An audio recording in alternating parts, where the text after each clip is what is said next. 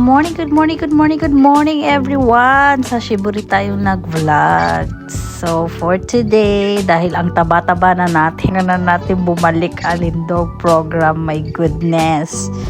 Diyos ko, na ang ating maliligayang araw, tapos na ang bakasyon, tapos na ang masasarap na pagkain. Balik-balik na naman tayo dito, ayan na. So dahil maaga tayong nagising, ayan, nagsisimula na ako sa aking pag-stretching, yung natutunan ko sa yoga sensei ko dati.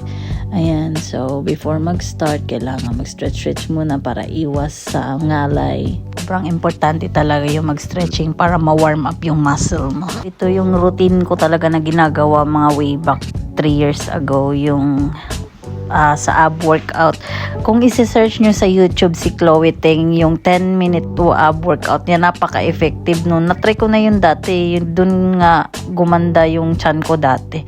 So ang problema lang ngayon guys, dahil sa sobrang bigat ko na, nahirapan ako. Grabe ang hingal ko dito grabe, ang bigat-bigat ko na talaga. Di ko na kayang talo yung timbang ko. Diyos ko po. Pero wala, ganun talaga naman. Dahil nag-workout ka ngayon, i-expect mo liliit ka agad. It takes time, it takes a month. Kailangan lang talaga ng consistency.